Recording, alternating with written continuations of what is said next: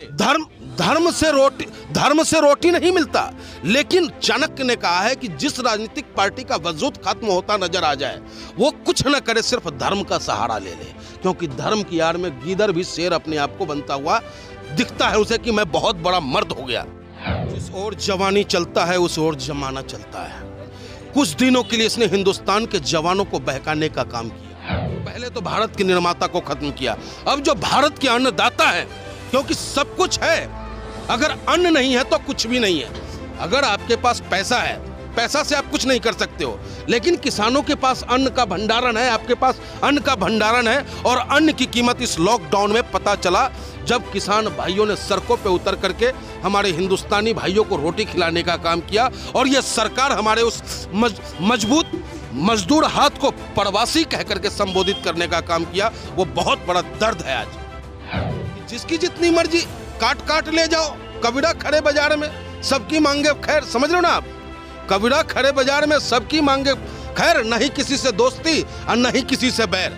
ऐसा रास्ता ये तैयार करना चाहता है जिसमें कि गरीब के हाथ में कुछ रह न जाए और पूंजीपति को कोई छू न दे। ये किसान सिर्फ अपनी लड़ाई नहीं लड़ रहा, ये पूरे हिंदुस्तान के आवाम की लड़ाई लड़ रहा है। अगर ये कानून पास हो गया, ये कानून रह गया, तो हिंदुस्तान का आवाम भूखा रहने को मजबूर होगा। हिंदुस्तान का आवाम जो है पूंजीपतियों की गोद में बैठ करके गुलामी करने को विवश हो जाएगा। हम किसानों को ताकत क्या दिया उसने कि आप एसडीएम के घर तक जाओ। एसडीएम क्या होता है? एसडीएम की हैसियत आपके नजरों में, आपके शहरों में अगर कोई बड़े आदमी है तो उसके घर पे जाकर एसडीएम चाय पीने का काम करता है और कहीं ना कहीं वो फैसला जब लेता है तो उसके हक में लेता है। तो हम किसानों के लिए कुछ नहीं छोड़ा इसने। आज भी हिंदुस्तान में 75% जो हमारे किसान है वो कर्ज में दबे हुए हैं। लेकिन ये सरकार हर साल 50 लाख करोड़ रुपया लगभग उद्योगपतियों को माफ करने का काम कर रहा है, जो कहीं ना कहीं इंगित करता है इस सरकार का नीति और नियत कि ये सिर्फ और सिर्फ उद्योगपतियों के गोद में बैठना पसंद करता है। जनता, आम जनता कहां जा रहा है उससे कोई लेना देना नहीं है। 1.5 साल और 2 साल के लिए वो कानून गलत है और 2023 में जाकर के वो कानून सही हो जाएगा। किसान आपसे मांग करता है कि इस कानून को बदले, खत्म करे, रद्द करे। देश की सच्चाई, सच छुपने नहीं देंगे। सर, आज अब 2 महीने होने जा रहे हैं, लगातार किसान जो है दिल्ली की सभी सीमाओं पर बैठे हुए हैं।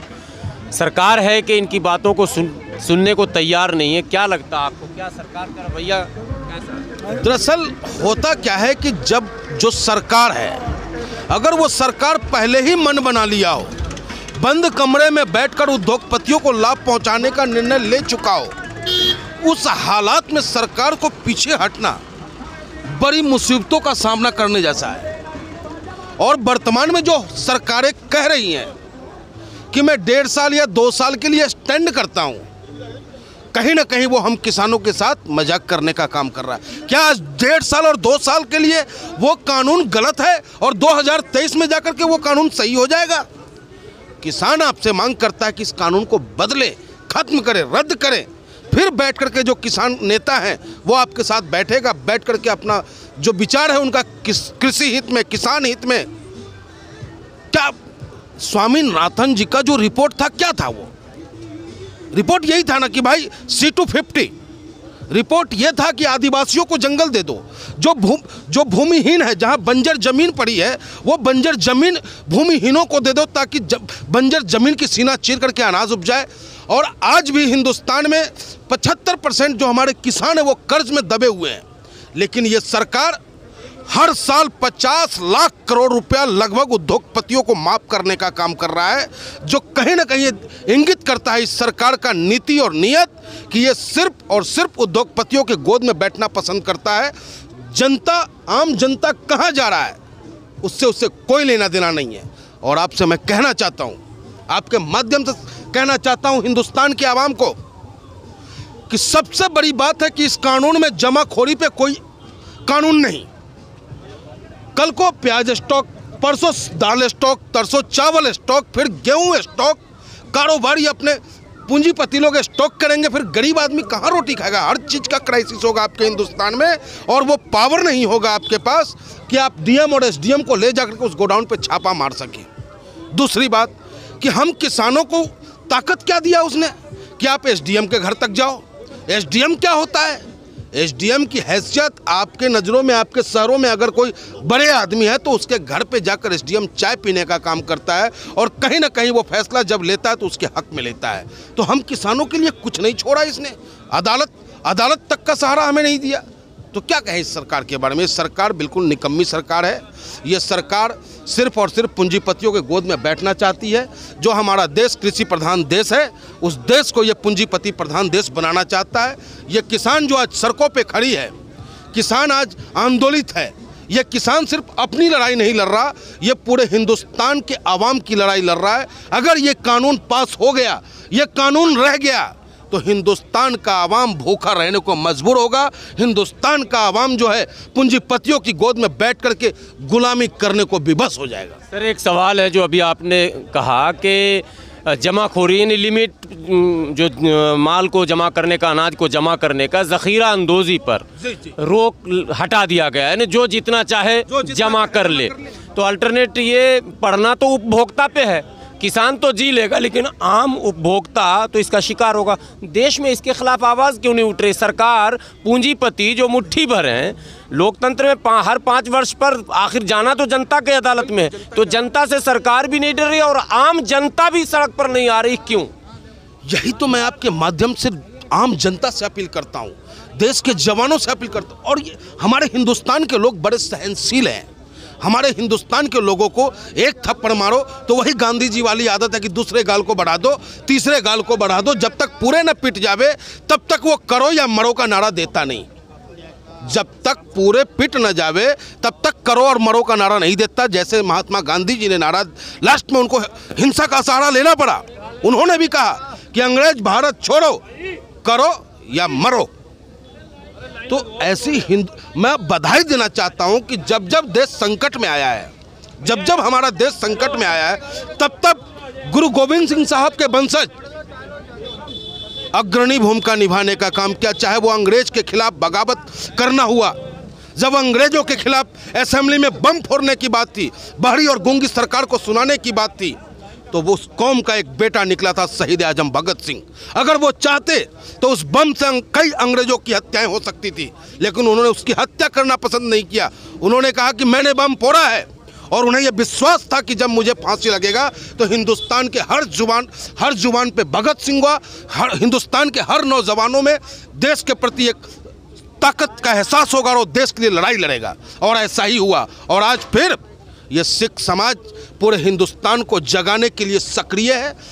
धन्यवाद के पात्र है वो सिख समाज जो हम हिंदुस्तानियों को जगा दिया। आज हिंदू, मुस्लिम, सिख, ईसाई को एक प्लेटफॉर्म पर लाके खड़ा कर दिया है, और ये सरकार को बैकफुट पे आना होगा। अगर नहीं आता है तो आप ये मान लेना कि आपका हिंदुस्तान, हमारा हिंदुस्तान गुलामी की ओर जा रहा है। इसी दिल्ली में 200 रुपये नमक बिका था रातों रात, बिल्कुल बिका था। और टमाटर, प्याज, ये सब भी समय समय पर 200-100 होता रहा है। जबकि हमेशा कृषि मंत्री का बयान यही आता रहता था कि उपलब्धता की कमी नहीं है। तो आखिर कौन सी कमी, कौन सा कारण था कि ये सब घटनाएं घटती रही? कृषि मंत्री जी का बयान बिल्कुल सही था कि उपलब्धता की कमी नहीं है, क्योंकि कृषि मंत्री जी को पता है कि उनके चाहने वाले उद्योगपतियों ने स्टॉक कर रखा है। लेकिन उनकी मजबूरी ये थी कि वो अपने चाहने वालों पे छापा नहीं मरवा सकते थे, और अब तो वो कानून ही खत्म कर दिया कि जिसकी जितनी मर्जी काट ले जाओ। कबीरा खड़े बाजार में सबकी मांगे खैर, समझ रहे हो ना आप? कबीरा खड़े बाजार में सबकी मांगे खैर, नहीं किसी से दोस्ती और नहीं किसी से बैर। ऐसा रास्ता ये तैयार करना चाहता है जिसमें कि गरीब के हाथ में कुछ रह न जाए और पूंजीपति को कोई छू न दे। आपने देखा, इस सबसे पहले इसने हिंदुस्तान के निर्माता, भारत के निर्माता को कमजोर करने का काम किया। वो निर्माता कौन है? वो मजदूर हाथ है। जिस मजदूर हाथ ने काशी से लेकर कन्याकुमारी तक बड़ी बड़ी बिल्डिंगें, बड़े बड़े पुल और सड़कों का निर्माण करके दिया, उसके खिलाफ 42 कानूनों में संशोधन करने का काम इसने किया। आज जो मजदूर हमारा है, जिस किसी कंपनी में काम करता होगा, 300 से अगर कम मजदूर वहाँ काम करता है और उसका मालिक उसे निकाल दे तो उसके खिलाफ कोई कानूनी कार्रवाई नहीं हो सकती है। मेरा कोई मजदूर अगर गिर के मर जाता है, कल तक कोई नेता, कोई संगठन असंगठित क्षेत्र के मजदूरों के सहयोग में खड़ा मिलता था, लेकिन आज वो रास्ता भी इस सरकार ने बंद कर दिया। तो पहले तो भारत के निर्माता को खत्म किया, अब जो भारत के अन्नदाता है, क्योंकि सब कुछ है, अगर अन्न नहीं है तो कुछ भी नहीं है। अगर आपके पास पैसा है, पैसा से आप कुछ नहीं कर सकते हो, लेकिन किसानों के पास अन्न का भंडारण है, आपके पास अन्न का भंडारण है। और अन्न की कीमत इस लॉकडाउन में पता चला जब किसान भाइयों ने सड़कों पे उतर करके हमारे हिंदुस्तानी भाइयों को रोटी खिलाने का काम किया। और ये सरकार हमारे उस मजबूत मजदूर हाथ को प्रवासी कह करके संबोधित करने का काम किया। वो बहुत बड़ा दर्द है। आज सूचना का अधिकार जो मिला हुआ था उसको भी कमज़ोर कर दिया गया है। और लेबर एक्ट अभी आपने जिक्र कर दिया, पूरी तरह से डाइल्यूट कर दिया गया। अब असंगठित क्षेत्र में काम करने वाले मजदूरों की सुनवाई कहीं नहीं होगी। लेकिन फिर भी उनके वोटर ये कहते हैं कि सब देश हित में हो रहा, तो किसान, मजदूर और आम जवानों से हट के भी कोई देश है क्या भारत? मैं आपको ये साफ शब्दों में कह दूं कि ये वो लोग हैं जो एक झूठ को 100 बार कह करके सच साबित करने का काम करते हैं। और उसी बहकावे में हम किसान, उसी बहकावे में हिंदुस्तान का आम आ गया था और उन्हें मत देने का काम किया। आपने देखा कि प्रधानमंत्री जी 2014 में जब आए हमारे बीच, तो फर्जी लाल किला बनवा के आए। एक फर्जी लाल किला चलता था उनके पीछे।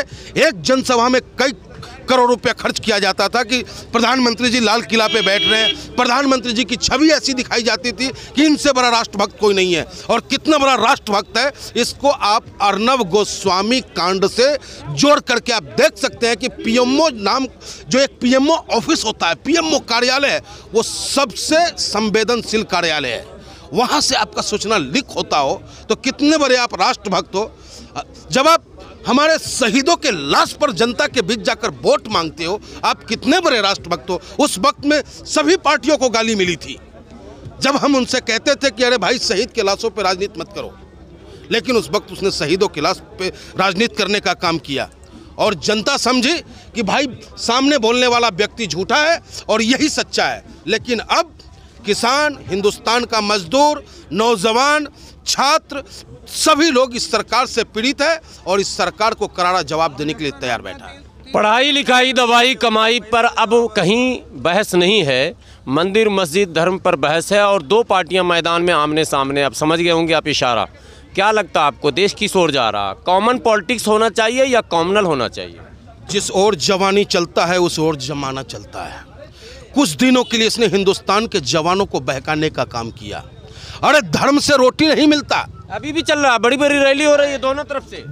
धर्म से रोटी नहीं मिलता। लेकिन चाणक्य ने कहा है कि जिस राजनीतिक पार्टी का वजूद खत्म होता नजर आ जाए वो कुछ न करे, सिर्फ धर्म का सहारा ले ले। क्योंकि धर्म की आड़ में गीदड़ भी शेर अपने आप को बनता हुआ दिखता है उसे कि मैं बहुत बड़ा मर्द हो गया। लेकिन जब बात असीमता की आएगी, जब बात हिंदुस्तान की आएगी, तो जब जब देश में खतरा हुआ है तो हिंदू, मुस्लिम, सिख, ईसाई एक थाली में खाना खाकर एक पंच बनाया है और उस संकट से सामना करने का काम किया और उस संकट का निदान किया है। और आज वही संकट हमारे हिंदुस्तान में है जिसका निदान हम सभी हिंदुस्तानी मिलकर करने का काम करें। आशान्वित हैं आप? बिल्कुल। देखिए, हिंदुस्तान कभी हारा नहीं है। दर्द मिला है हिंदुस्तानियों को, लेकिन चाहे वो सिकंदर रहा हो, कोई भी हमारे धरती पे आया है, लेकिन ये धरती वीरों से खाली नहीं रहा है। कोई न कोई माँ अपना एक ऐसा बेटा जन्म दिया है, उस बेटे ने जाकर के उसको करारा जवाब देने का काम किया है। कैसे भूल गए आप जनरल डायर को कि कहाँ जाकर के उसको ठोकने का काम हमारे शहीद उधम सिंह जी ने करने का काम किया था। तो ये हिंदुस्तान वीरों से खाली नहीं है। इस हिंदुस्तान की मिट्टी में संतों की, सूफी संतों की दुआएं हैं। बड़े बड़े महात्मा यहाँ हुए हैं, उनकी राह पर हम लोग चलने वाले हैं। जिस दिन हम जाग जाते हैं ना, उस दिन हमारे दुश्मन स्वतः ही भाग जाते हैं। एक बार परिचय दे दीजिए। मेरा नाम मनमोहन झा गामा, किसान का बेटा हूँ। राजनीति से अभी मैं आपको परिचय नहीं दूंगा। मैं एक किसान का बेटा हूँ।